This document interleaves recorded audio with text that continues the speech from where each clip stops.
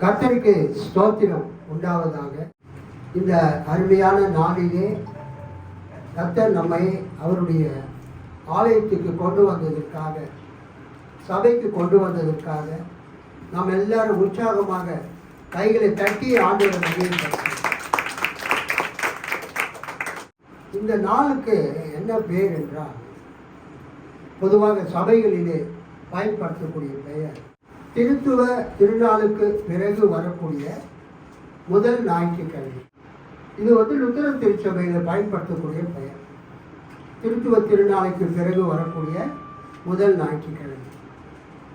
அதே நேரத்தில் Anglican church, church of England, CSC church போன்ற சபைகளிலே பயன்படுத்தக்கூடிய பெயருக்கு என்ன பெயர் என்றால், பெந்தேகோஸ்தே திருநாளுக்கு பிறகு வரக்கூடிய 2வது ஞாயிற்றுக்கிழமை. அல்லேலூயா. ஸோ லுத்தரன் சபையினர் இப்பொழுது நாம் வாசிக்கும்படியாக தெரிந்து கொள்ளப்பட்ட வேத பகுதி பரிசுத்த யோவான் எழுதின நற்செய்தி நூல் 5ஆம் அதிகாரம் 31 முதல் 47 வரை நாம் வாசித்து நாம் தியானிக்கலாம். நான் திரு விவிலியம் பொது மொழிபெயர்ப்பு திருத்திய பதிப்பிலிருந்து நான் வாசிக்க விரும்புகிறேன். இயேசுவுக்கான சான்றுகள். என்னை பற்றி நானே சான்று பகர்ந்தால் என் சான்று செல்லாது. என்னை பற்றி சான்று பகர வேறு ஒருவர் இருக்கிறார். என்னை பற்றி அவர் கூறும் சான்று செல்லும் என எனக்கு தெரியும். யோவானிடம் ஆள் அனுப்பி நீங்கள் கேட்டபோது அவரும் உண்மைக்கு சான்று பகர்ந்தார். மனிதர் தரும் சான்று எனக்கு தேவை என்பதற்காக அன்று, நீங்கள் மீட்பை பெறுவதற்காகவே இதை சொல்கிறேன். யோவான் எரிந்து சுடர்விடும் விளக்கு. நீங்கள் சிறிது நேரமே அவரது ஒளியில் கலிகூற விரும்பினீர்கள். யோவான் பகர்ந்த சான்றை விட மேலான சான்று எனக்கு உண்டு. நான் செய்து முடிக்குமாறு தந்தை என்னிடம் ஒப்படைத்துள்ள செயல்களே அச்சான்று. நான் செய்து வரும் அச்செயல்களே தந்தை என்னை அனுப்பியுள்ளார் என்பதற்கான சான்று ஆகும். என்னை அனுப்பிய தந்தையும் எனக்கு சான்று பகர்ந்துள்ளார். நீங்கள் ஒருபோதும் அவரது குரலை கேட்டது இல்லை, அவரது உருவை கண்டதும் இல்லை. அவரது வார்த்தையும் உங்களுக்குள் நிலைத்திருக்கவில்லை. ஏனெனில் அவர் அனுப்பியவரை நீங்கள் நம்பவில்லை. மறைநூல் வழியாக நிலைவாழ்வு கிடைக்கும் என எண்ணி அதனை ஆய்ந்து பார்க்கிறீர்களே, அம்மறைநூலும் எனக்கு சான்று பகர்கிறது. எனினும் வாழ்வு பெறுமாறு என்னிடம் வர உங்களுக்கு விருப்பம் இல்லை. நம்பாதோர் மேல் குற்றச்சாட்டு. 41 முதல் 47. மனிதர் தரும் பெருமை எனக்கு தேவையில்லை. உங்களை எனக்கு தெரியும். உங்களிடம் இறை அன்பு இல்லை. நான் என் தந்தையின் பெயரால் வந்துள்ளேன், ஆனால் என்னை நீங்கள் ஏற்றுக்கொள்ளவில்லை. வேறொருவர் தம் சொந்த பெயரால் வருவாரானால் அவரை நீங்கள் ஏற்றுக்கொள்வீர்கள். கடவுள் ஒருவரே, அவர் தரும் பெருமையை நாடாது. ஒருவரிடம் இருந்து ஒருவர் பெருமை தேடிக் கொள்கிறீர்களே. உங்களால் எப்படி என்னை நம்ப இயலும்? தந்தையின் முன்னிலையில் உங்கள் மேல் குற்றம் சுமத்தப் போகிறவன் நான் என நினைக்காதீர்கள். உங்கள் சார்பாக நிற்பார் என நீங்கள் எதிர்பார்க்கும் மோசேயே உங்கள் மேல் குற்றம் சுமத்துவார். நீங்கள் மோசேயை நம்பி இருந்தால் என்னையும் நம்பி இருப்பீர்கள். ஏனெனில் அவர் என்னை பற்றித்தான் எழுதினார். அவர் எழுதியவற்றை நீங்கள் நம்பவில்லை என்றால் நான் சொல்பவற்றை எவ்வாறு நம்ப போகிறீர்கள்? கர்த்தருக்கு ஸ்தோத்திரம். நீங்கள் வைத்திருக்கிற வேத புத்தகத்தில் பழைய திருப்புதலில் 39வது வசனத்தை ஒருவர் வாசிங்க. வேத வாக்கியங்களை ஆராய்ந்து பாருங்கள். வேத வாக்கியங்களை ஆராய்ந்து பாருங்கள். அவைகளால் உங்களுக்கு நித்திய ஜீவன் உண்டென்று அவைகளால் உங்களுக்கு நித்திய ஜீவன் உண்டென்று எண்ணுகிறீர்களே. என்னை குறித்து சாட்சி கொடுக்கிறவைகளும் அவைகளே. என்னை குறித்து சாட்சி கொடுக்கிறவைகளும் அவைகளே. 40. அப்படி இருந்தும் உங்களுக்கு ஜீவன் உண்டாகும்படி என்னிடத்தில் வர உங்களுக்கு மனதில்லை.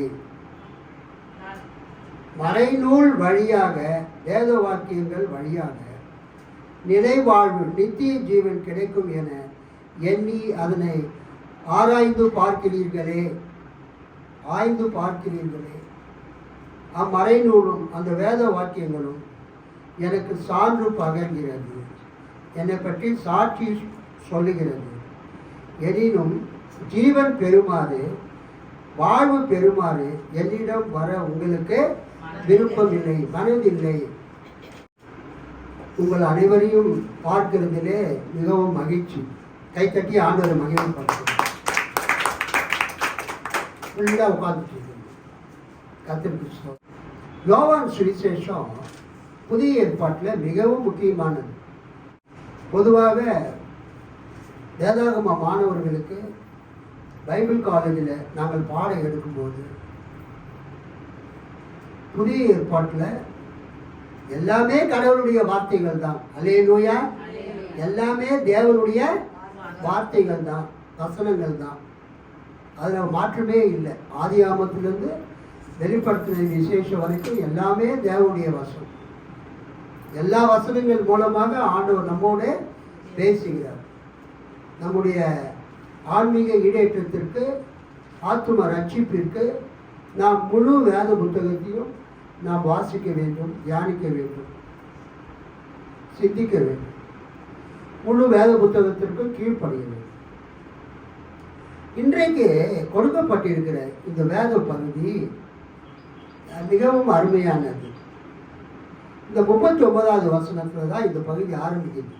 இன்னைக்குரிய டெக்ஸ்ட் வேத பகுதி யோவான் 5:39 ஆரம்பித்து 47 முடியுது.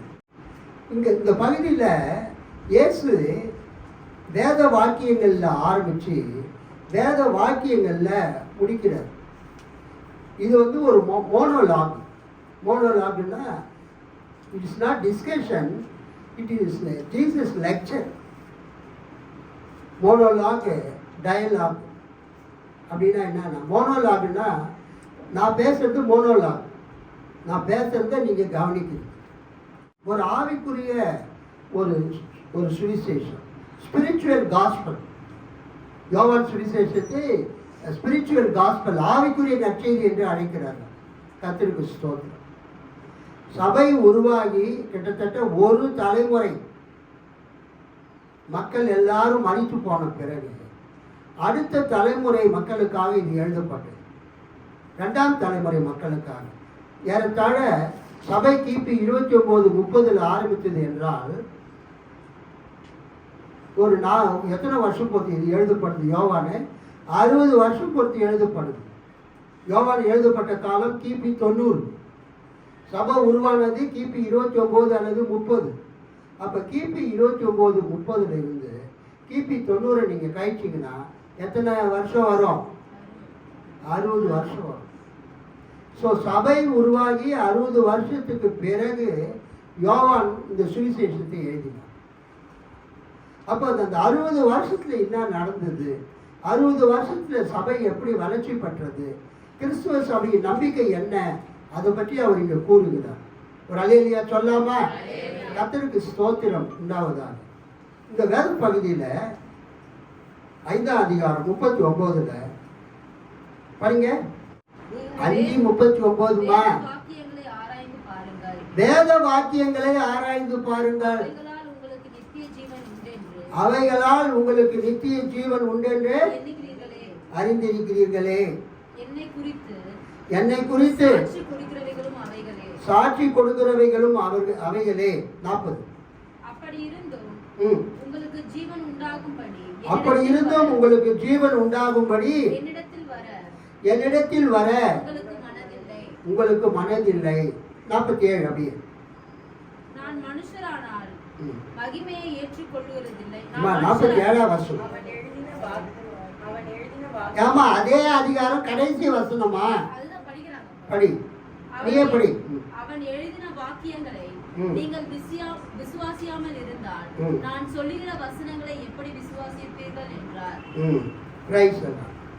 இயேசு இந்த 5ஆம் அதிகாரம் 39 இருந்து 41 அவர் 47 பேசும்போது வேத வாக்கியங்கள்ல ஆரம்பிச்சு வேத வாக்கியங்கள்ல அவர் முடிக்கிறார். கர்த்தருக்கு ஸ்தோத்திரம். ஸ்கிரிப்சர்ஸ். இப்ப நம்ம பைபிள் வந்து 66 புஸ்தகம் இருக்குது. நம்ம பைபிள் எத்தனை புக் இருக்குங்க? 66 புக்கு. பழைய ஏற்பாட்டில் 39, புதிய ஏற்பாட்டில் 27. ஸோ 66 ஆகமங்கள் இருக்கிறது நம்ம பைபிளில். கத்தோலிக்க வேத புத்தகத்தில் எக்ஸ்ட்ரா ஒரு 7 புத்தகம் இருக்கிறது, தள்ளுபடி ஆகமங்கள் அல்லது இணை திருமறை நூல்கள். ஆனால் யூதர்களுடைய வேத புத்தகத்தில் 39 புக்கு தான். அல்லேலூயா. எபிரேய மொழியில் எழுதப்பட்ட பழைய ஏற்பாட்டு வேத புத்தகத்தில் என்ன பேருங்க? எவ்வளோ, எத்தனை புத்தகங்க? 39 புத்தகங்கள். கர்த்தருக்கு ஸ்தோத்திரம். 1 தீமோத்தேயு 3ஆம் அதிகாரம், 2 தீமோத்தேயு 3ஆம் அதிகாரம் 15 படி. கிறிஸ்து இயேசுவை பற்றும் விசுவாசத்தினாலே உன்னை ரட்சிப்புக்கேற்ற ஞானம் உள்ளவன் ஆக்கத்தக்க பரிசுத்த வேத எழுத்துக்களை நீ சிறு வயது முதல் அறிந்தவன் என்றும் உனக்கு தெரியும். வேத வாக்கியங்கள் எல்லாம் தேவ ஆவியினால் அருளப்பட்டிருக்கிறது. போதும். இங்கு வேத வாக்கியங்கள் அப்படின்னு வந்து பார்த்தீங்களா? 2 தீமோத்தேயு 3:15-16 வேத வாக்கியங்களை அது எதை குறிக்கிறதுன்னு சொன்னா பழைய ஏற்பாட்டை குறிக்கிறது. அல்லேலூயா. இயேசு கிறிஸ்துவின் காலத்துல சபை உருவான போது புதிய ஏற்பாடு இல்லை. சபை உருவாகி 21 வருஷம் பொறுத்துதான் புதிய ஏற்பாட்டினுடைய முதல் புஸ்தகம், முதல் நூல் 1 தெசலோனிக்கேயர் எழுதப்பட்டது. கிபி 29 அல்லது 30 சபை உருவாகி கிட்டத்தட்ட எத்தனை வருஷம்? 21 வருஷம். 30, 21, 51 வருஷத்துல தான் புதிய ஏற்பாட்டில் முதல் புஸ்தகம், first writing of the New Testament, புதிய ஏற்பாட்டின் முதல் புஸ்தகம் எது எழுதப்பட்டதுன்னு சொன்னா 1 தெசலோனிக்கேயர் எழுதப்பட்டது பவுலால். அந்த 21 வருஷம் புதிய ஏற்பாட்டில் எந்த புக்குமே எழுதப்படல. அப்போ சபையில் எப்படி பிரசங்கம் பண்ணாங்க? இயேசுவினுடைய அப்போஸ்தலர்கள் கண்ணால கண்டதை, காதால கேட்டதை, அவங்களுக்கு பழைய ஏற்பாடு இருந்தது, பழைய ஏற்பாட்டு தோல் சுருள். அந்த பழைய ஏற்பாட்டு தோல் சுருளை வச்சு அவங்க என்ன பண்ணாங்க? சபையில் பிரசங்கம் பண்ணாங்க. கண்ணால் கண்டதை, காதால் கேட்டதை அவங்க என்ன பண்ணாங்க? அப்போஸ்தலர்கள், இயேசுவின் அப்போஸ்தலர்கள் சபையில் பிரசங்கம் பண்ணாங்க. அதுக்கு பேர் ஓரல் ட்ரெடிஷன் பேர், வாய்மொழி பாரம்பரியம். கண்ணால கண்டதை, காதால கேட்டதை, அவங்க இயேசுவோடு இருந்தாங்க இல்லையா, இயேசு சொன்னதை செஞ்சதை அதெல்லாம் அவங்க சபையில் பிரசங்கம் பண்ணாங்க. அதனால புதிய ஏற்பாட்டுக்கு புத்தகங்கள் தேவைப்படவில்லை. ஐ விட்னஸ், ஆத்தென்டிக் விட்னஸ் யார் என்றால் இயேசுவின் சீடர்கள் தான். அப்போ அவங்க யூஸ் பண்ண புக்கு வந்து பழைய ஏற்பாடு தான். அல்லேலூயா. பழைய ஏற்பாடு கிரேக்க மொழியில் செப்துவஜின்த் அப்படின்னு சொல்லுவோம். செப்துவஜின்த் 70 பேர் மொழிபெயர்த்த அந்த மொழிபெயர்ப்பை இயேசுவின் சீடர்களும் ஆதி கிறிஸ்தவர்களும் சபையில் போதிப்பதற்கு பயன்படுத்தினார். கைத்தட்டி ஆண்டவரை மகிமைப்படுத்துங்க. அதை தான் இங்கு பவுல் வந்து 2 தீமோத்தேயு 3:15-16 அவர் சொல்றாரு, வேத வாக்கியங்கள், வேத வாக்கியங்கள் எல்லாம், all the scriptures is God breath. வேத வாக்கியங்கள் எல்லாம் தேவ ஆவியினால் ஏவப்பட்டு அருளப்பட்டு எழுதப்பட்டது. All scriptures is God breath. எல்லா வேத வாக்கியங்களும் தேவனுடைய மூச்சு காற்றாய் இருக்கிறது. ஸோ அந்த வேத வாக்கியங்கள் என்பது பழைய ஏற்பாட்டை குறிக்கிறது. அல்லேலூயா. அந்த பழைய ஏற்பாடை இங்கிலீஷில் அவங்க ஸ்கிரிப்சர்ஸ் என்று அழைத்தார்கள். அதைத்தான் இயேசு கிறிஸ்து இங்கு சொல்றாரு. என்ன சொல்றாரு? 39வது வசனம் படிங்க. வேத வாக்கியங்களை ஆராய்ந்து பாருங்கள். வேத வாக்கியங்களை ஆராய்ந்து பாருங்கள். Search the scriptures. வேத வாக்கியங்களை ஆராய்ந்து பாருங்கள். அந்த வேத வாக்கியங்களை ஆராய்ந்து பாருங்கள். சர்ச் என்ற வார்த்தைக்கு அந்த எபிரேய வார்த்தை டாராஷ். சர்ச், ஆராயுங்கள், தேடுங்கள் என்ற அந்த வார்த்தைக்கு எபிரேய வார்த்தை டாராஷ். அந்த டாராஷ் என்ற எபிரேய வார்த்தைக்கு என்ன மீனிங்னா சீக்கிங் வித் கேர். என்ன அர்த்தம்? Seeking with care. அம்மா பசங்கிட்ட ஏதாவது வேலை விடுவாங்க. That is take. தேடுங்கள், வேத வாக்கியங்களை தேடுங்கள். Search ye the scriptures. நான் ஏற்கனவே சொல்லிட்டேன், வேத வாக்கியங்கள் என்பது பைபிள் வசனத்தை குறிக்கல. It refers to the whole Old Testament. பழைய ஏற்பாடு முழுவதையும் குறிக்கிறது. அல்லேலூயா. அது யூதர்களுடைய வேத புஸ்தகம். அது எத்தனை புத்தகங்கள் இருந்தது? 39 புத்தகங்கள் இருந்தது. இயேசுவின் காலத்தில் அந்த புத்தகங்கள் கிரேக்க மொழியில மொழிபெயர்ப்பு செய்யப்பட்டிருந்தது. 72 பேர் அதை மொழிபெயர்த்திருந்தாங்க. அதுக்கு செப்துவஜித்து மொழிபெயர்ப்புன்னு பேரு. அந்த மொழிபெயர்ப்பை தான் சர்ச்சில் யூஸ் பண்ணாங்க. அல்லேலூயா. ஸோ அந்த செப்துவஜித்து மொழிபெயர்ப்புல தள்ளுபடி ஆகமங்களும் இருந்தது. இப்போ எப்படி கத்தோலிக்க பைபிளில் 39 + 7 எக்ஸ்ட்ரா புத்தகங்கள் இருக்கிறதோ அது மாதிரி அந்த கிரேக்க மொழியில் இருந்த பழைய ஏற்பாட்டு மொழிபெயர்ப்பில் 39 புத்தகங்களோட 7 எக்ஸ்ட்ரா புத்தகங்களும் இருந்தது. இன்னைக்கு நம்ம புரொட்டஸ்டன்ட் சர்ச்சில், பெண்டிகாஸ்டல் சர்ச்சில் நம்ம தள்ளுபடி ஆகமங்களும் படிக்கல. கத்தோலிக்க சபையிலையும் கிரீக் ஆர்த்தடாக்ஸ் சர்ச், கிரேக்க வைதிக சபையிலையும், அல்லேலூயா, கிரேக்க பாரம்பரிய சபையிலையும் தள்ளுபடி ஆகமத்தை அவங்க பயன்படுத்துகிறாங்க. Roman Catholic Church and the Greek Orthodox Church are following the Septuagint pattern. கர்த்தருக்கு ஸ்தோத்திரம். அந்த கிரேக்க மொழிபெயர்ப்பை அவங்க ஃபாலோ பண்ணுறாங்க. ஆனால் ப்ரொட்டஸ்டன்ட் சர்ச்சஸ், சீர்திருத்த சபைகள் நம்ம ஒன்லி பழைய ஏற்பாடு 39 புத்தகத்தை தான் பயன்படுத்தணும். அல்லேலூயா. ஸோ ஏன் அதை சொல்கிறேன்னா, இயேசு 5ஆம் அதிகாரம் 39வது வசனத்தில் வேத வாக்கியங்களை ஆராய்ந்து பாருங்கள், மறைநூல் வழியாக நிலைவாழ்வு கிடைக்கும் என எண்ணி அதனை ஆய்ந்து பார்க்கிறீர்களே.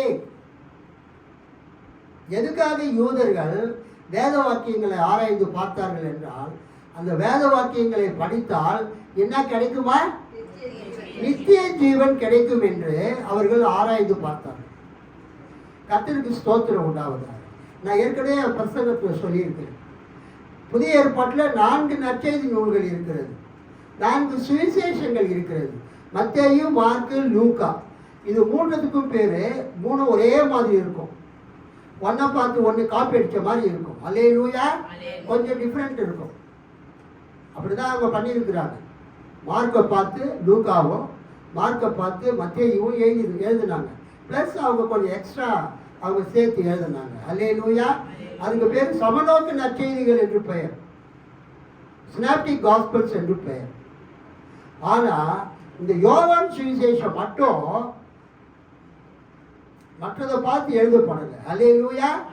யோவான் இயேசுக்கு அன்பான சீடர். அந்த ராபோஜனம் கொடுக்கும்போது அந்த யார் பெரிய வியாழக்கிழமை அன்னைக்கு இயேசுனுடைய மார்பில் அவர் சாய்ந்து கொண்டிருந்தவர். அவர் இயேசுவை பற்றி அதிகமாக அவர் தியானித்து, இயேசு சொன்னதெல்லாம் கேட்டு யோசித்து, மற்றவங்க எழுதாததை அவர் என்ன பண்ணியிருக்கிறாரு, தன்னுடைய நற்செய்தியில யோவான் சுவிசேஷத்துல அவர் எழுதி இருக்கிறாரு. அல்லேலூயா. கை கட்டி ஆண்டவரை மகிமைப்படுத்தும். அதுல யோவான் சொல்றாரு, இயேசு 39ஆம் வசனத்துல வேத வாக்கியங்கள்ல ஆரம்பிச்சு 47ல வேத வாக்கியங்கள்ல முடிக்கிறாரு. அல்லேலூயா. 46 நீங்கள் மோசேயை நம்பி இருந்தால் என்னையும் நம்பி இருப்பீர்கள், ஏனெனில் அவர் என்னை பற்றித்தான் எழுதினார். அவர் எழுதியவற்றை நீங்கள் நம்பவில்லை என்றால் நான் சொல்பவற்றை எவ்வாறு நம்ப போகிறீர்கள்?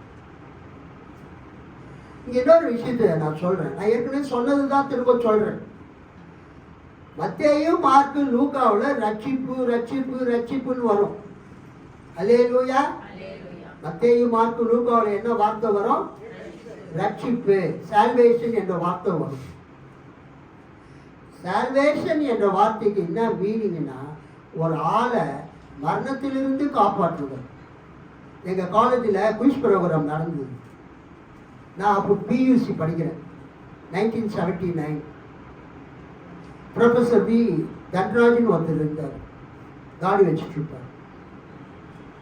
அவர் தான் அந்த கல்லூரிக்கு பிரின்சிபலாக வர வேண்டியவர். அப்புறம் அவருக்கு அந்த வாய்ப்பு கிடைக்கல. பிரின்சிபலாக வரணுன்னா ஒரு 3 வருஷமாவது ஒரு காலேஜில் அவர் ப்ரொஃபஸராக ஒர்க் பண்ணியிருக்கணும், அட்லீஸ்ட் அசிஸ்டன்ட் ப்ரொஃபஸர் ஆகுது. அவருக்கு டைரெக்டாக ஸ்கூல்லேருந்து வந்ததுனால அவருக்கு அந்த வாய்ப்பு கிடைக்கல. அப்புறம் எஸ் விக்டர்னு எங்கள் பழைய பிரின்சிபலாக போட்டாங்க. ஆனால் இந்த Dhanraj professor head of the department English, அவர் வந்து குயிஸ் ப்ரோக்ராம் நடத்துவார்.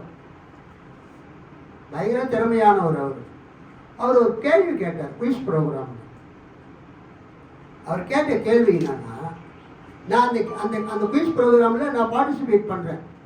PUC B section 1978-79. அவர் என்ன கேட்டார்? What is the meaning of salvation? அவர் கேட்ட கேள்வி என்னதுங்க? What is the meaning of salvation? கட்சியில் ரட்சிப்பு ரட்சிப்புன்னு சொல்கிறோமே, அந்த ரட்சிப்புனா என்ன? அவங்க பாவ மன்னிப்பு ஏதோ சொல்லிட்டு இருக்கிறாங்க. எல்லாம் கிறிஸ்டின்ஸ் தானே, யாருமே கரெக்டாக சொல்லல. அப்போ அவர் சொன்னார், according to Oxford English dictionary, salvation means saving a person from death. Hallelujah. salvation என்ற வார்த்தைக்கு என்ன அர்த்தம்? மரணத்திலிருந்து ஒரு மனிதனை காப்பாற்றுதல். ஸோ அந்த வார்த்தையை தான் மத்தேயு மார்க்கு லூக்காவில் நம்ம அடிக்கடி பார்த்தோம். Salvation கிரீக்கில் சோசோ கிரீக்கில் salvation. சோசோனா இன்னொரு மீனிங்கு ஹீலிங்கு, ரெண்டாவது சால்வேஷன் ரட்சிக்கப்படுதல், பாவம் மன்னிக்கப்படுதல், சுகமாக்கப்படுதல், மரணத்திலிருந்து காப்பாற்றப்படுதல். கைத்தட்டி ஆண்டவரை மகிமைப்படுத்தலாமா? ஸோ மத்தேயு மார்க்கு லூக்காவில் அடிக்கடி வரக்கூடிய வார்த்தை ரட்சிப்பு. பாவிகளை ரட்சிக்க மனுஷகுமாரன் இந்த உலகத்துக்கு வந்தார். எழுந்து போனதை தேடவும் ரட்சிக்கவுமே மனுஷகுமாரன் வந்தார். ஸோ இந்த ரட்சிப்பு என்பது என்ன அர்த்தத்தில் வருதுன்னா, காப்பாற்றப்படுதல், மரணத்திலிருந்து காப்பாற்றப்படுதல், மரணத்திலிருந்து ஒரு மனிதனை நீங்கள் ஆக்குதல். ஒருத்தர் சாக போகிற தருணத்தில் இருக்கிறாரு. அப்போ நம்ம போய் ஜெபம் பண்ணி இயேசுவின் நாமத்தினால ஜெப எண்ணெயை பூசி ஆண்டவருடைய நாமத்தை சொல்லி, பிசாசே இந்த மனிதனை விட்டு புறப்பட்டு போ, சாத்தான் கிரியே இந்த மனிதனை விட்டு போ அப்படின்னு சொல்லி நம்ம ஜெபம் பண்ணி சுகமாகும். அல்லேலூயா. எத்தனையோ பேர் சுகமாகறாங்க. கர்த்தர் சுகம் கொடுக்கிறார். விசுவாசம் உள்ள ஜெபம் பிணியாளியை ரட்சிக்கும். அங்க ரட்சிக்கும் என்ற வார்த்தைக்கு சோசை என்ற வார்த்தை வரும். விசுவாசம் உள்ள ஜெபம் பிணியாளியை ரட்சிக்கும்னு தமிழ்ல இருக்கும். இங்கிலீஷ்ல அந்த பிணியாளி சுகமாக்கப்படுவார்னு இருக்குது. பிணியாளி ரட்சிக்கிறதுனா என்னதுங்க? சுகமாக்கப்படுவார். அப்ப அந்த salvation means saving a person from death. யோவான் சுவிசேஷத்துல சபை உருவாகி 60 வருஷம் பொறுத்து யோவான் சுவிசேஷம் எழுதப்படுது. அதில் ரட்சிப்பு என்ற வார்த்தையை யோவான் யூஸ் பண்ணல.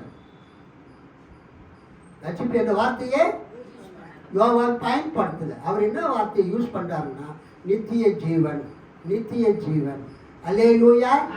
Eternal life, everlasting life, life eternal. ஏன் அதை யூஸ் பண்ணாருன்னா, ஒரு மனிதனுக்கு ஜீவன் இல்லைன்னா அவன் என்ன ஆயிடுவான்? சூப்பர். ஒரு மனுஷனுக்கு உயிர் போயிட்டா என்ன ஆயிடுவான்? அவன் மரித்து போய் விடுவான். உயிர் போறதுக்கு பேரு தான் மரிக்கிறது. செத்து போகிறதுனா என்னது? உயிரை விட்டுடுறாங்க, சுவாசிக்கிறத விட்டுடுறாங்க, சுவாசிக்கிறத நிறுத்திடுறாங்க. அதனால யோவான் தன் சுவிசேஷத்துல ரட்சிப்பு என்ற வார்த்தையை அவர் பயன்படுத்தாம, he didn't use that word salvation. அவர் பயன்படுத்தின வார்த்தை என்னன்னா நித்திய ஜீவன், நிலை வாழ்வு, என்றென்றும் நிலைத்திருக்கிற வாழ்வு. கைத்தட்டி ஆண்டவரை மகிமைப்படுத்துவோம். யாருக்கு என்றென்றும் நிலைத்திருக்கிற வாழ்வு இயேசு கொடுக்கிறாரோ அவங்க சாவாங்களா? சொல்லுங்க, சாக மாட்டாங்க. நம்ம என்னதான் போன்விட்டா, ஹார்லிக்ஸ், அது இதுன்னு சாப்பிட்டு உடம்ப தேத்தினாலும் ஒரு 60 வயசு, 70 வயசு, 80 வயசு, 90 வயசுல என்ன ஆயிடணும்? நம்ம மறித்து தான் ஆகணும்.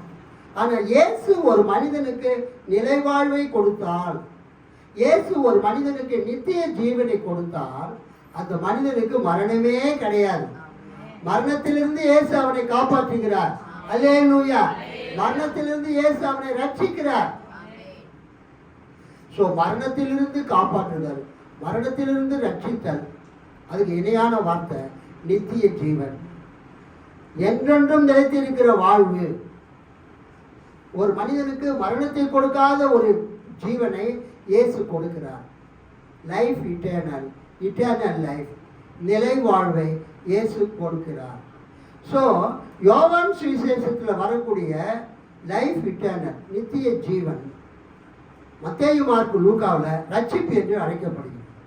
மத்தேயு மார்க்கு லூக்காவில் வரக்கூடிய ரட்சிப்பு என்ற வார்த்தை யோவான் சுவிசேஷத்தில் என்னவாக அழைக்கப்படுகிறது? நித்திய ஜீவன் என்று அழைக்கப்படுகிறது. புரிஞ்சுங்களா? ஒரு அல்லேலூயா சொல்லுங்க. பிரைஸ் சொல்லுங்க. அதைத்தான் இந்த யூதர்கள் தேடிக் கொண்டிருக்கிறார்கள். 39ஆம் வசனத்தில் படிங்க.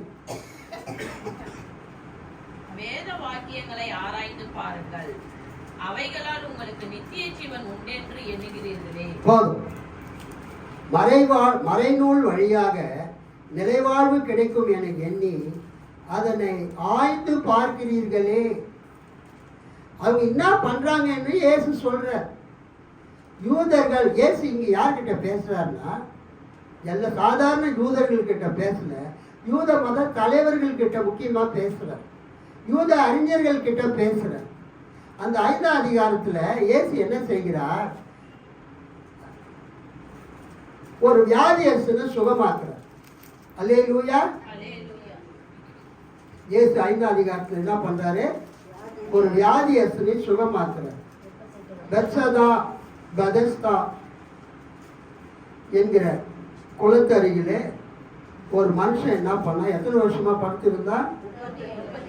38 வருஷமா படுத்திருந்தான். அவனை இயேசு சுகமாக்குறார். ஆக்சுவலா யூதர்கள் என்ன நினைச்சிட்டு இருந்தாங்கன்னா, ஓய்வு நாள்ல, சனிக்கிழமையில கடவுளை போய் வணங்குற நாள்ல எந்த வேலையும் செய்யக்கூடாது, எந்த வேலையும் செய்யக்கூடாது. ஒரு விறகு பொறுக்கிறது கூட ஒரு வேலை, ஓய்வு நாள்ல செய்யக்கூடாது. அப்ப இயேசு ஒரு ஆளை சுகப்படுத்துறார். இயேசு ஒரு ஆளை டாக்டர் வேலை செய்கிறார். இயேசு ஓய்வு நாள்ல இயேசு என்ன பண்ணாரு? டாக்டர் என்ன வேலை செஞ்சாரு? யாரையே சுகமாக்குறார். டாக்டர் மருந்து கொடுத்து மாத்திரையை கொடுத்து ஒரு ஆளை சுகமாக்குவார். அது ஒரு வேலை, அதுக்கு அவர் ஃபீஸும் வாங்கிக்குவார் டாக்டர். ஆனா இயேசு இங்க எந்த ஃபீஸ் வாங்கினாரு? இலவசமா அவர் செய்கிறார், இறக்கப்பட்டு செய்கிறார்.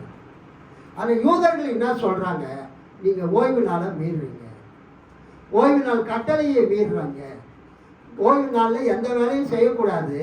ஆனால் நீங்கள் என்ன பண்ணுறீங்க, ஒரு ஆளை நீங்கள் குணமாக்கிட்டீங்க. குணப்படுத்துறது மட்டும் இல்லாமல் நீங்கள் உன் படுக்கையை எடுத்துக்கொண்டு உன் வீட்டுக்கு போ அப்படின்னு சொல்லிட்டீங்க.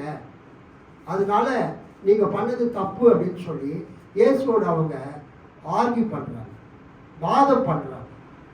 அது மட்டும் இல்லை, இயேசு ஓய்வு நாள் கட்டளையை மீறினதும் அல்லாமல் எந்த வேலையும் செய்யக்கூடாது என்று சொல்லப்பட்ட அந்த நாளிலே ஒரு வியாதியஸ்தனை இயேசு சுகமாக்கினார். 38 வருஷமா படுத்திருந்தவனை சுகமாக்கினா கூட தப்பு தான். நீங்கள் ஏன் சனிக்கிழமை சுகமாக்கினீங்க, ஏன் ஓய்வு நாளில் சுகமாக்கினீங்க, நீங்கள் மற்ற நாளில் தான் சுகமாக்கியிருக்கணும். அது அவங்களுடைய ஆர்கியூமெண்ட், அது ஒரு குற்றம் சுமத்தினாங்க. ரெண்டாவது, அவங்க ஏன் இயேசு மீது கோபப்படுறாங்கன்னா, இயேசு ஓய்வு நாள் சட்டத்தை மீறினதும் அல்லாமல் கடவுளை தன்னுடைய தந்தை என்று இயேசு கூறுகிறார். அல்லேலூயா. இயேசு ஓய்வு நாள் கட்டளையை மீறினதும் அல்லாமல் தேவனை தன்னுடைய தந்தை அப்பா என்று சொல்லுகிறார். அது மிகப்பெரிய ஒரு தேவ தூஷன் யூதர்களை பொறுத்த வரைக்கும். நான் உங்களுக்கு பிறகு சொல்கிறேன். இந்த வசனத்தை படிங்க, யோவான் 5:18. அவர் ஓய்வு நாள் கட்டளையை மீறினதும் அல்லாமல் தேவனை தம்முடைய சொந்த பிதா என்று சொல்லி தமது சொந்த பிதா என்று சொல்லி தம்மை தேவனுக்கு சமமாக்கினபடியினாலே யூதர்கள் அவரை கொலை செய்யும்படி அதிகமாய் வகை தேடினார்கள். இந்த வசனம் ரொம்ப அழகான வசனம். யோவான் 5:18 என்ன போட்டிருக்குதுன்னா, இயேசு கிறிஸ்து ஓய்வு நாள் கட்டளையை மீறினதும் அல்லாமல் he not only violated the sabbatic rule, he not only broken the sabbatic rule, sabbath rule. அவர் என்ன பண்ணாரு, கடவுளை தனது தந்தை என்று சொன்னார். அவங்களுக்கு தெரியும் இயேசுவுக்கு தந்தை யோசேப்பு, இயேசுவுக்கு தாய் மரியாள், இயேசுவுக்கு ஊரு நாசரேத்து. இயேசு கூட பிறந்த 4 சகோதரர்களும் 2-3 சிஸ்டர்களும் அவங்க நாசரேத்தில் இருக்கிறாங்க. அப்புறம் கப்பர்நகூம்ல வசித்தாங்க. இயேசு பிறந்தது பெத்லகேம், இயேசு வளர்ந்தது நாசரேத்து. இயேசு ஊழியம் செய்யும் போது கலிலேய கடற்கரை ஓரமாக கப்பர்நகூம்ல இருந்து ஊழியம் செய்தார். இப்படிப்பட்ட சூழ்நிலையில இயேசு ஓய்வு நாள் கட்டளையே மீறினார். அவர் ஒரு யூதன் தான் இயேசு. இயேசுக்கு வேத வசனங்கள் எல்லாம் தெரியும். பட் தெரிஞ்சும் ஓய்வு நாளில் சுகப்படுத்தக்கூடாது யாரையும். ஆனால் இயேசு என்ன பண்ணாரு, சுகப்படுத்தினார். 38 வருஷமா அந்த படுக்க அந்த திமிழ்வாதக்காரனை இயேசு என்ன பண்ணாரு, சுகப்படுத்தினார். நாட் ஒன்லி தட், இயேசு தேவனை கடவுளை தனது தந்தை என்று அழைத்தார். அது மிகப்பெரிய தேவ தூஷம். கடவுளுடைய மகன் என்று சொல்லுகிறது அது ஒரு தேவ தூஷம். கடவுளுக்கு சமமாக சொல்லக்கூடிய வார்த்தை. நான் படிக்கிற பாருங்க 5:18 யோவான். இவ்வாறு அவர் ஓய்வு நாள் சட்டத்தை மீறியதோடு இல்லாமல் கடவுளை தம் சொந்த தந்தை என்று கூறி தம்மையே கடவுளுக்கு இணையாக்கியதால் யூதர்கள் அவரை கொல்ல இன்னும் மிகுந்த முயற்சி செய்தார்கள். சொல்லுங்க, ஏன் யூதர்கள் இயேசுவை கொலை செய்வதற்கு, அவரை மலைமேல இருந்து பிடிச்சி கீழே தள்ளி சாகடிக்கிறதுக்கு, அவரை சிலுவையில் அறைவதற்கு ஏன் யூதர்கள் முயற்சி செய்தார்கள்? இயேசு ஓய்வு நாள் கட்டளையை மீறினாரு. அதை விட ரொம்ப பயங்கரமா கடவுளை தன்னுடைய சொந்த தகப்பன் என்று சொல்லுகிறார். ஆக்சுவலா இயேசுனுடைய அப்பா யோசேப்பு, இயேசுனுடைய அம்மா மரியாள். அந்த யோசேப்புக்கும் மரியாளுக்கும் பிறந்த பிள்ளைகள் 4 சகோதரர்கள் இருக்கிறாங்க, 2-3 சகோதரிகள் இருக்கிறாங்க. இப்படி இருக்கும்போது இவர் எப்படி தன்னை கடவுளுடைய மகன் என்று சொல்ல முடியும்? they were very furious. பயங்கர கோபத்தில் இருக்கிறாங்க, ஆத்திரத்தில் இருக்கிறாங்க. இயேசு கிடைச்சா கழுத்தை புடிச்சு நெரிச்சு அவரை சாவடிச்சிட்டு இருப்பாங்க. இப்ப புரியுதா உங்களுக்கு? இப்படிப்பட்ட சூழ்நிலையில இந்த வேத பகுதி தொடர்கிறது. இந்த வேத பகுதியில் பார்த்தீங்கன்னா இயேசு சொல்வார், என்னை பற்றி இயேசுவை பற்றி 3 சாட்சி இருக்குது. இயேசுவை பற்றி யோவான் ஸ்நானகன் சாட்சி கொடுக்கிறார். அல்லேலூயா. இயேசுவை பற்றி யார் சாட்சி கொடுக்கிறது? யோவான் ஸ்நானகன். யோவான் 5ஆம் அதிகாரம் 32லிருந்து 35. என்னை பற்றி நானே சான்று பகர்ந்தால் 31லிருந்து, என்னை பற்றி நானே சான்று பகர்ந்தால், என்னை பற்றி நானே சாட்சி சொன்னால் என் சாட்சி செல்லாது.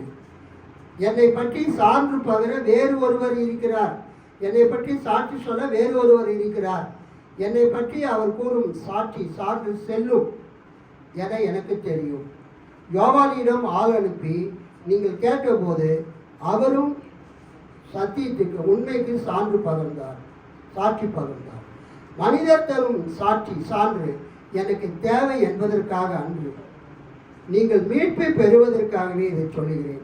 நீங்கள் ரட்சிக்கப்படுவதற்காகவே, அல்லேலூயா, நீங்கள் ரட்சிக்கப்படுவதற்காகவே இதை சொல்லுகிறேன். யோவான் எரிந்து சுடர்விடும் விளக்கு, நீங்கள் சிறிது நேரமே அவரது ஒளியில் கலிகூற விரும்புகிறீர்கள். யோவான் பகர்ந்த சான்றை விட மேலான சான்று எனக்கு உண்டு. நான் செய்து முடிக்குமாறு தந்தை என்னிடம் ஒப்படைத்துள்ள செயல்களே அச்சான்று. நான் செய்து வரும் அச்செயல்களே தந்தை என்னை அனுப்பியுள்ளார் என்பதற்கான சான்றாகும். அல்லேலூயா. இயேசுவை குறித்து யோவான் சுவிசேஷத்தில் 7 சாட்சிகள் இருக்கிறது. அல்லேலூயா. இயேசுவை குறித்து யோவான் சுவிசேஷத்தில் எத்தனை சாட்சிகள் இருக்கிறது? 7 சாட்சிகள் இருக்கிறது. போறோம். ஆனால் இந்த 5ஆம் அதிகாரத்திலே 3-4 சாட்சி இருக்குது. இயேசு தேவகுமாரன் என்பது. இங்கே அவர் சொல்றாரு, பிதா என்னிடத்தில் ஒப்படைத்துள்ள, தந்தை என்னிடம் ஒப்படைத்துள்ள செயல்களே அச்சான்று. நான் செய்து வரும் அச்செயல்களே தந்தை என்னை அனுப்பியுள்ளார் என்பதற்கான சான்றாகும். அதாவது இயேசு அற்புதங்கள் செய்தார். Jesus did many miracles. Jesus did many miraculous deeds. இயேசு அநேக அற்புத செயல்களை செய்தார். எதுக்காக செய்தார் என்றால், தான் தேவகுமாரன் என்பதை இந்த மக்கள் விசுவாசிக்கும்படியாக செய்தார். மத்தேயு, மார்க்கு, லூக்காவில் இயேசு நிறைய அற்புத அடையாளம் செய்தார். அது எதுக்குன்னு சொன்னால், கடவுளுடைய ராஜ்யம், பரலோக ராஜ்யம், தேவனுடைய ராஜ்யம் அந்த இஸ்ரவேல் மக்கள் மத்தியில் வந்திருக்கிறது என்பதற்கு அடையாளம். ஆனால் யோவான் சுவிசேஷத்தில் இயேசு அற்புதங்கள் செய்ததற்கு காரணம் தான் தேவனுடைய குமாரன் என்பதை நிரூபிக்கும்படியாக செய்தார். அல்லேலூயா. ஸ்தோத்திரம். ஸோ இயேசுவை பற்றி யார் சாட்சி சொல்றது? யோவான் ஸ்நானகன், யோவான் ஸ்நானன், John the Baptist, John the baptizer, John the dipper. டிப்பர்னா தண்ணிக்குள்ள அமுத்துறவர். அவர் சாட்சி கொடுத்தார், இயேசு தேவகுமாரன், இதோ உலகத்தின் பாவத்தை சுமந்து தீர்க்கிற தேவாட்டம். 2வது சாட்சி, எதுக்காக இயேசு அற்புதம் செய்தார்? தாம் தேவகுமாரன், கடவுளுடைய மகன், இறை மைந்தன் என்பதை மக்களுக்கு நிரூபிக்கும்படியாக இயேசு அற்புதங்களை செய்தார், அரும் அடையாளங்களை செய்தார். யோவான்ல 7 அரும் அடையாளங்கள், 7 சைன்ஸ், 7 சேமியான்ஸ் இயேசு செய்தார். கர்த்தருக்கு ஸ்தோத்திரம். 3வது, இயேசுவுக்கு சாட்சி பகர்றது யாருன்னா, அதான் ஆச்சரியம். 37லிருந்து 47 படிங்க. 37 to 47. என்னை அனுப்பின பிதா தாமே என்னை குறித்து சாட்சி கொடுத்திருக்கிறார். நீங்கள் ஒரு காலம் அவர் சத்தத்தை கேட்டதும் இல்லை, அவர் ரூபத்தை கண்டதும் இல்லை. அவர் அனுப்பினவரை நீங்கள் விசுவாசியாதபடியால் அவருடைய வசனம் உங்களில் தரித்திருக்கிறதும் இல்லை. வேத வாக்கியங்களை ஆராய்ந்து பாருங்கள், அவைகளால் உங்களுக்கு நித்திய ஜீவன் உண்டென்று எண்ணுகிறீர்களே. என்னை குறித்து சாட்சி கொடுக்கிறவைகளும் அவைகளே. அப்படி இருந்தும் உங்களுக்கு ஜீவன் உண்டாகும்படி என்னிடத்தில் வர உங்களுக்கு மனதில்லை. நான் முதலாவது இயேசுவை குறித்து யார் சாட்சி கொடுத்தது? யோவான் ஸ்நானன், ஜான் த பேப்டிஸ்ட். 2வது இயேசுவை குறித்து யார் சாட்சி கொடுத்தது? இயேசு செய்த அற்புதங்கள். யோவான் 5:32-35 யோவான் ஸ்நானன் சாட்சி கொடுக்கிறார். யோவான் 5:36 இயேசு கிறிஸ்து செய்த அற்புதங்கள், அடையாளங்கள், அருள் செயல்கள் அவர் தேவகுமாரன் என்று சாட்சி கொடுக்கின்றன. அடுத்தது 37 40 வரைக்கும் எது சாட்சி கொடுக்குதுன்னா வேத வாக்கியங்கள் சாட்சி கொடுக்கின்றன. வேத வாக்கியங்கள் மூலமாக பிதாவாகிய தேவன் சாட்சி கொடுக்கிறார். கைத்தட்டிய ஆண்டவரை மகிமைப்படுத்தும். என்னை அனுப்பிய தந்தையும் எனக்கு சாட்சி பகிர்ந்துள்ளார். நீங்க வச்சிருக்கிற பைபிள்ல எப்படி இருக்குது? 37 என்னை அனுப்பின பிதா தாமே என்னை குறித்து சாட்சி கொடுத்துள்ளார். எங்க கொடுத்துள்ளாரு?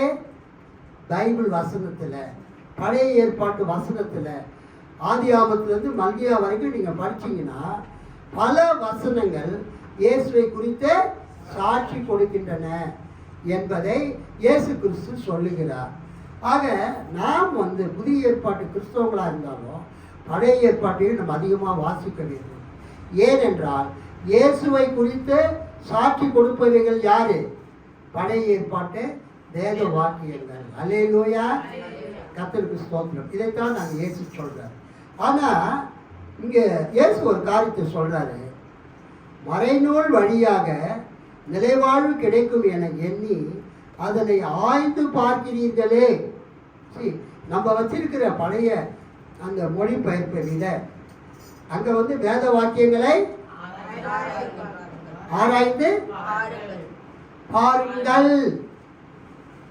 ஒரு கமாண்ட், வேத வாக்கியங்களை ஆராய்ந்து பாருங்கள். ஆனா இந்த திருவிழிய பொது மொழிபெயர்ப்பு எப்படி இருக்குது பாருங்க. மறைநூல் வழியாக நிலைவாழ்வு கிடைக்கும் என எண்ணி அதனை ஆய்ந்து பார்க்கிறீர்களே. என்ன வித்தியாசம்? அது கட்டளையா இருக்குது. வேத வாக்கியங்களை ஆராய்ந்து பாருங்கள், உங்களுக்கு நித்திய ஜீவன் கிடைக்கும். இங்க என்ன இருக்குதுன்னா, உங்களுக்கு நித்திய ஜீவன் கிடைக்கும் என்பதற்காக நீங்கள் வேத வாக்கியங்களை ஆராய்ந்து பார்க்கிறீர்களே. வித்தியாசம் புரியுதுங்களா உங்களுக்கு? மறைநூல் வழியாக, வேத வாக்கியம் வழியாக நிலைவாழ்வு, நித்திய ஜீவன் கிடைக்கும் என எண்ணி, உங்களுக்கு ரட்சிப்பு கிடைக்கும் என எண்ணி, மரணத்திலிருந்து நீங்கள் காப்பாற்றப்பட முடியும் என எண்ணி நீங்க என்ன பண்றீங்க? அந்த வேத வாக்கியங்களை ஆய்ந்து பார்க்கிறீர்களே. அம்மறைநூலும் அந்த வேத வாக்கியங்களும் எனக்கு சாட்சி கொடுக்கிறது. பிதா வேத வாக்கியங்கள் மூலமாக இயேசுவுக்கு சாட்சி கொடுக்கிறார். பழைய ஏற்பாடு முழுவதுமே வேத வாக்கியங்கள், சேக்ரெட் ஸ்கிரிப்சர்ஸ் என்று யூதர்கள் அழைத்தார்கள். அதைத்தான் 2 தீமோத்தேயு 3:15-16 நம்ம வாசித்தோம். வேத வாக்கியங்கள் எல்லாம் தேவ ஆவியினால் அருளப்பட்டிருக்கிறது. All scripture is God breathed. All scripture is inspired by the Holy Spirit. கர்த்தருக்கு ஸ்தோத்திரம். இங்க என்ன விஷயம்னா, யூதர்கள் இயேசுவை தேவகுமாரனா அவங்க ஏற்றுக்கொள்ளவே இல்லை. அல்லேலூயா. யூதர்களுக்கு பழைய ஏற்பாட்டில் இருந்து முக்கியமான 13 பிரமாணங்கள். கர்த்தருக்கு ஸ்தோத்திரம். 13 பிரின்சிபிள்ஸ் ஆஃப் ஃபெய்த். இப்போ நமக்கு கிறிஸ்தவங்களுக்கு விசுவாச பிரமாணம் இருக்கிறது. அப்போஸ்தலர் விசுவாச பிரமாணம், இசையா விசுவாச பிரமாணம், அப்புறம் அத்தனாசியஸ் விசுவாச பிரமாணம், அகிஸ்தாபுரி விசுவாச அறிக்கை, 39 articles of faith, church of இங்கிலாண்டில் இதெல்லாம் இருக்குது விசுவாச பிரமாணங்கள். ஆனால் யூதர்களுக்கு என்டையர் பைபிள் ஆதியாகமத்திலிருந்து மல்கியா வரைக்கும் முழுவதுமே அவங்களுக்கு என்னதுங்க? விசுவாசத்தை அறிக்கை செய்யக்கூடிய பிரமாணங்கள். அதில் ஒருத்தர், அவர் பேர் என்னன்னாக்கா Rabbi Moses Ben Maimon. Rabbi Moses Ben Maimon என்பவர் 1135 1204 வரைக்கும் வாழ்ந்தவர். ராபின்னா யூத மத குரு. Moses Ben மெய்மோன். மெய்மோன் என்பவருடைய மகன் மோசஸ், அதான் அதுக்கு அர்த்தம். அவர் ஒரு குரு. அவர் ஷார்ட்டாக என்ன பண்ணுவாங்கன்னா மெய்மோனைட்ஸ் என்று அழைப்பார்கள், அல்லது ராம்பம் என்று அழைத்தார்கள். அவர் 12ஆம் நூற்றாண்டில் அவர் வாழ்ந்தவர். கிபி 12ஆம் நூற்றாண்டில் 13ஆம் நூற்றாண்டின் துவக்கத்தில் வாழ்ந்தவர். அவருடைய அப்பா பேர் என்னதுங்க? மெய்மோன். இவர் பேர் மோசஸ். அவர் ஒரு யூத மத போதகர், யூத மத குரு. Rabbi Moses Ben Maimon. அவருக்கு short name Maimonides or Rambam. ஏன் சொல்றேன்னா, அவர் பழைய ஏற்பாடு முழுவதையுமே 13 பாயிண்ட்ல கொண்டு வந்துட்டார். அதுக்கு பேரே என்னன்னா 13 பிரின்சிபிள்ஸ் ஆஃப் ஃபெய்த். அதாவது விசுவாசத்தினுடைய 13 விதிகள், 13 கொள்கைகள் அவர் கொண்டு வந்தார். அதை நீங்கள் மதங்களை பற்றி படிக்கும்போது அதை நீங்கள் படிக்கணும். அல்லேலூயா. இந்த ஈரானுக்கும் ஈரானுக்கும் சண்டை நடக்குது. சில கிறிஸ்தவங்க இஸ்ரேலை சப்போர்ட் பண்ணுறாங்க. இஸ்ரேலுக்கு காசாவுக்கு ப்ராப்ளம். சில கிறிஸ்தவங்க காசாவுக்கு சப்போர்ட் பண்ணுறாங்க. சில கிறிஸ்தவங்க இஸ்ரேலுக்கு சப்போர்ட் பண்ணுறாங்க. நிறைய பெண்டிகாஸ்ட் ஊழியக்காரங்க 99.99% என்னதுங்க, 100க்கு 99.999 பேரு இஸ்ரேலுக்கு தான் சப்போர்ட் பண்றாங்க. இஸ்ரேலியர்கள், யூதர்கள், தேவனுடைய பிள்ளைகள், அவங்களுக்கு தான் கிறிஸ்தவங்க சப்போர்ட் பண்ணணும் அப்படின்னு சொல்லிட்டுக்கிறாங்க. அவங்க தேவனுடைய பிள்ளைகள் தான். ஆனா இன்னைக்கு கிறிஸ்தவங்க தான் உண்மையான தேவனுடைய பிள்ளைகள். அவங்க பழைய ஏற்பாட்டின் அடிப்படையில் தேவனுடைய பிள்ளைங்க, புதிய ஏற்பாட்டின் அடிப்படையில் கிறிஸ்தவங்க தான் தேவனுடைய பிள்ளைகள். We are the new people of God. அதுதான் திரும்ப நான் சொல்றேன். நம்ம புதிய தேவனுடைய பிள்ளைகள், நியூ பீப்புள் ஆஃப் காட்.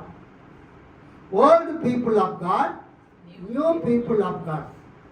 தேவன் அவங்களுக்கு கொடுத்த அந்த தேவனுடைய அழைப்பும் வரங்களும் மாறாதவைகளே. Calling of God, election of God மாறாது. தேவன் அவங்கள தெரிந்து கொண்டார். பட் இருந்தாலும் அதை விட இப்போ தேவன் யாரை தெரிந்து கொண்டிருக்கிறார்? சபையை நம்ம தெரிந்தெடுத்து இருக்கிறார். We are all the new people of God. அதை நம்ம சொன்னால் ஊழியக்காரங்க கேட்குறதே இல்லை. என்னன்னா அது மாதிரி இருக்குது உலகம். அவங்க சரியாக திங்க் பண்ணுறது இல்லை. இப்போ காசாவிலாம் நிறைய பேர் செத்தாங்க. உலகத்தில் பழமையான 3வது தேவாலயம் காசாவில் இருந்தது, ஆர்த்தடாக்ஸ் சர்ச்சு. அதை குண்டு வீச்சில் அது அழிக்கப்பட்டது. நிறைய கிறிஸ்தவங்க அழிக்கப்பட்டாங்க. அப்போ நான் ஒரு கிறிஸ்தவனாக இருந்து கொண்டு கிறிஸ்தவங்க அழிக்கப்படும் போது என்னால் எப்படி என்ன பண்ண முடியல? சொல்லுங்க. அமைதியாக இருக்க முடியல. அவங்களுக்காக நம்ம ஜெபம் பண்ணோம். அது எதுக்காக சொல்ல வரேன்னா, கர்த்தருக்கு ஸ்தோத்திரம் உண்டாவதாக. இந்த Jewish problem, Jewish Christian problem, Jewish இந்த ஈரான் ப்ராப்ளத்தை தெரிஞ்சுக்கிறதுக்காக 3 மதங்களை பற்றி நான் படிக்க ஆரம்பித்தேன். யூத மதம், கிறிஸ்தவ மதம், முஸ்லீம் மதம். இதுக்கு பேர் ஆபிரகாமிக் ரிலிஜன் பேர். ஆபிரகாமினுடைய சந்ததியில் வந்த மதங்கள். யூதர்கள் யாரு? ஆபிரகாம், ஈசாக்கு, யாக்கோபு சந்ததியில் வந்தவங்க. கிறிஸ்தவங்க யாரு? இயேசு கிறிஸ்துவை ஏற்றுக்கொண்டவங்க. அவர் எங்க பிறந்தாரு?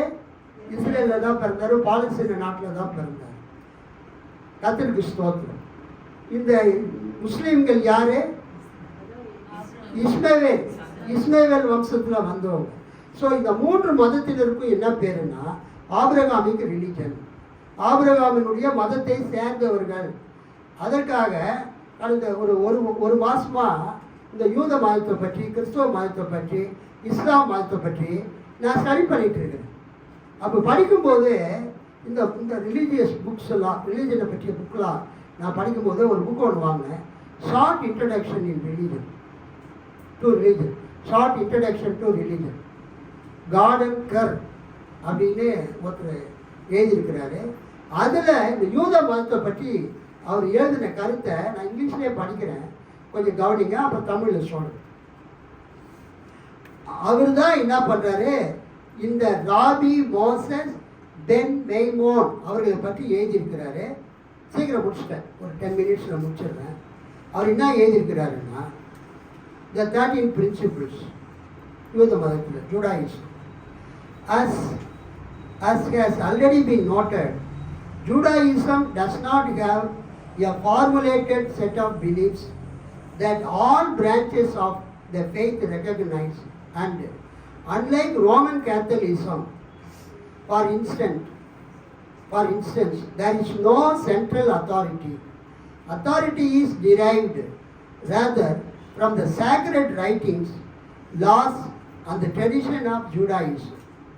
Perhaps the closest thing to such a central statement of the tenets to which Judaism holds can be found in the 13 principles of faith created by Rabbi Moses Ben Maimon 1135 அல்லது 38 to 1204, who is perhaps better known as Maimonides or Rambam.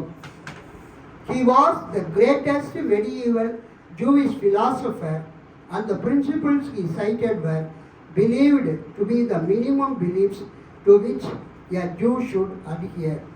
They were, இப்போதான் முக்கியமானது கவனிங்க. அவர் சொன்ன 13 point, rabi Moses Ben மெய்மோன் அவர் சொன்ன முக்கியமான 13 point. 13 principles of faith. 1, God exists, தேவன் இருக்கிறார். God is one, கடவுள் ஒருத்தர் தான்.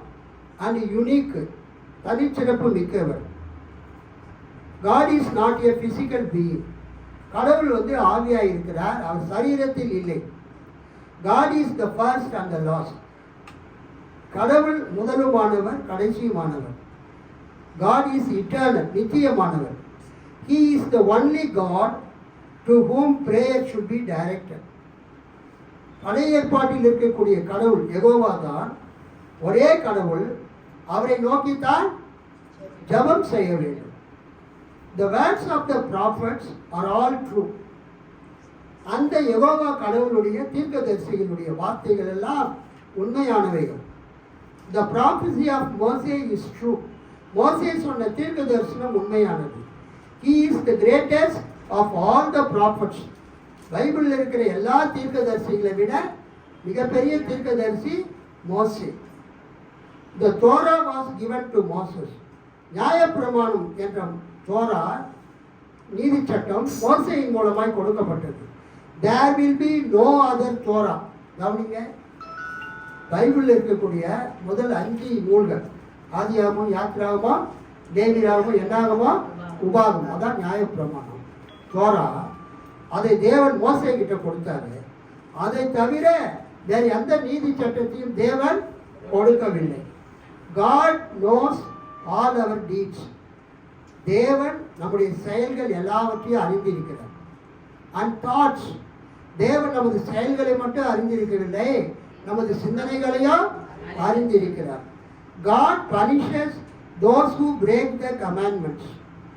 அந்த தேவன் கொடுத்த அந்த நீதி சட்டங்களை, நியாய பிரமாணத்தை எவர்கள் உடைக்கிறார்களோ, மீறுகிறார்களோ அவர்களை தேவன் தண்டிக்கிறார். And rewards those who obey them. தேவன் கொடுத்த நியாய பிரமாண சட்டத்துக்கு யார் கீழ்ப்படுகிறார்களோ அவர்களை ஆசீர்வதிக்கிறார். The Messiah is coming. மேசியாவாகிய கிறிஸ்து வரப்போகிறார். And the dead will rise. மரித்தோர் உயிர் தெழுவார்கள். இதுதான் அந்த ராபி மோசஸ் பென் மெய்மோன் என்ற மெய்மோனைட்ஸ் அல்லது ராம்பம் அந்த பழைய ஏற்பாடு 39 புஸ்தகத்தையும் சுருக்கி 13 சட்டங்களாக கொடுத்திருக்கிறார். ஒரு அல்லேலூயா சொல்லாம இதை யூதர்கள் பின்பற்றினாங்க. யூதர்கள் முக்கியமாக நியாயப்பிரமாணத்துக்கு ரொம்ப முக்கியத்துவம் கொடுத்தாங்க. முதல் 5 புத்தகங்கள் ஆதியாகமத்திலிருந்து உபாகமம் வரைக்கும் அதுக்கு என்ன பண்ணாங்க, ரொம்ப முக்கியத்துவம் கொடுத்தாங்க. அதில் தான் 10 கட்டளை இருக்குது. அந்த நியாயப்பிரமாணத்தில் 613 பிரமாணங்கள் இருக்கிறது. அல்லேலூயா, 613 பிரமாணங்கள் இருக்கிறது. 365 பிரமாணங்கள் செய்யாதேன்னு இருக்குது, 248 பிரமாணங்கள் செய்யது இருக்கிறது. மொத்தம் 613 பிரமாணங்கள் நியாய பிரமாணத்தில் இருக்குது. அது அவங்க படித்து மக்களுக்கு போதிச்சாங்க. வாழ்நாள் முழுவதும் யூதர்கள் என்ன பண்ணிட்டு இருப்பாங்க, இந்த நியாய பிரமாணத்தையே படிச்சுட்டு இருப்பாங்க. அதைத்தான் இயேசு சொல்றார், வேத வாக்கியங்களை ஆராய்ந்து பார்க்கிறீர்களே, வேத வாக்கியங்களை ஆராய்ந்து பார்க்கிறீர்களே. You are always searching the Bible, you are always studying the Bible. 39 நம்ம என்ன பார்க்கிறோம், வேத வாக்கியங்களை ஆராய்ந்து பாருங்கள், சர்ச் த ஸ்கிரிப்சர்ஸ். அந்த சர்ச் என்ற வார்த்தைக்கு அந்த எபிரேய வார்த்தை டாராஷ். டாராஷ்னா சீக்கிங் வித் கேர், கவனத்தோடு தேடுங்க.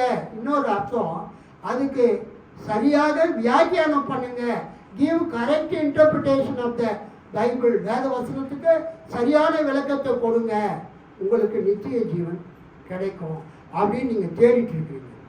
ஆனால் இயேசு என்ன சொல்கிறாரு, நீங்கள் வேத வாக்கியங்களை தேடுறது முக்கியம் கிடையாது, நியாயப்பிரமாணத்தை படிக்கிறது முக்கியம் இல்லை. ரொம்ப ரொம்ப முக்கியம் என்னன்னா, தேவனுடைய குமாரனாகிய என்னை நீங்கள் விசுவாசிக்க வேண்டும். அதைத்தான் இயேசு சொல்றாரு. இயேசு என்ன சொல்றாரு, நீங்க நியாயப்பிரமாணத்தை படிக்கிறது முக்கியம் கிடையாது, படிங்க. நீங்க வேத வாக்கியம் தேடிட்டே இருக்கிறீங்க, அதை படிச்சுட்டு மற்றவங்களுக்கு போதிக்கிறீங்க, சரியான கரெக்ட் இன்டர்பிரிட்டேஷனை கொடுக்குறீங்க. ஆனால் அதை விட முக்கியமானது என்னவென்றால், தேவனுடைய குமாரனாகி என்னை நீங்கள் விசுவாசிக்க வேண்டும். என்கிட்ட வரணும், என் சத்தியத்தை கேட்கணும், என் வார்த்தையை கேட்கணும் என்று இயேசு சொல்லுகிறார். மத்தேயு 11 அதிகாரம் 28 வசனத்தை படிங்க. இன்னும் ஒரு வசனத்தை படித்து நிறுத்திடலாம். வருத்தப்பட்டு பாரம் சுமக்கிறவர்களே, நீங்கள் எல்லாரும் என்னிடத்தில் வாருங்கள், நான் உங்களுக்கு இளைப்பாறுதல் தருவேன். ஒரு அல்லேலூயா சொல்லாமா? You are searching the scriptures. வேத வாக்கியங்களை நீங்கள் அலசி ஆராய்ந்து தேடிக்கொண்டு இருக்கிறீர்கள். எதுக்காக? உங்களுக்கு நித்திய ஜீவன் கிடைக்கும் என்பதற்காக. எதற்காக? நீங்கள் ரட்சிக்கப்பட வேண்டும் என்பதற்காக நீங்கள் தேடிக்கொண்டிருக்கிறீர்கள். மத்தேயு, மார்க்கு, லூக்காவில் ரட்சிப்பு, யோவான்ல நித்திய ஜீவன். இந்த ரட்சிப்பையோ நித்திய ஜீவனையோ நான் உங்களுக்கு கொடுக்கிறேன். இயேசுவாகிய தேவகுமாரனாகிய கடவுளுடைய மகனாகிய இறை மைந்தனாகிய என்னிடத்திற்கு வாருங்கள். வருத்தப்பட்டு பாரம் சுமக்கிறவர்களே, நீங்கள் எல்லாரும் என்னிடத்திற்கு வாருங்கள், நான் உங்களுக்கு இளைப்பாறுதல் தருவேன். I will give you rest. யோவான் 10:10 கடைசி. திருடன் திருடவும் கொல்லவும் அழிக்கவும் வருகிறானே என்று, திருடன் திருடவும் கொல்லவும் அழிக்கவும் வருகிறானே என்று வேறொன்றுக்கும் வரான். வேறு ஒன்றுக்கும் வரான். நானோ அவைகளுக்கு ஜீவன் உண்டாயிருக்கவும், அது பரிபூர்ணப்படவும் வந்தேன். ஹல்லேலூயா. What a fantastic statement. இயேசு சொல்றாரு, நித்திய ஜீவன் கிடைக்கும் என்பதற்காக, ரட்சிப்பு கிடைக்கும் என்பதற்காக நீங்கள் வேத வாக்கியங்களை தேடிக்கொண்டிருக்கிறீர்கள். உண்மைதான், உங்களுக்கு கிடைக்கும். ஆனால் இப்பொழுது நான் உங்களுக்கு சொல்கிறேன், பிதா என்னை பரலோகத்திலிருந்து பூலோகத்துக்கு அனுப்புகிறார். நாம் தேவனுடைய குமாரன், கடவுளுடைய மகன். நாம் சொல்லுகிற வார்த்தைகள் ஆவியாகவும் ஜீவனாகவும் இருக்கிறது. நீங்க தேடக்கூடிய அந்த கடவுளுடைய வார்த்தை என்கிட்ட இருக்கிறது. யூ கம் டு மீ, என்கிட்ட வாருங்கள், நாம் சொல்லுகிறதை கேளுங்கள், என் உபதேசத்தை ஏற்றுக்கொள்ளுங்கள், உங்களுக்கு இளைப்பாறுதல் கிடைக்கும். திருடன் திருடவும் கொல்லவும் அழிக்கவுமே வருகிறானே என்று வேறொன்றுக்கும் வருகிறதில்லை.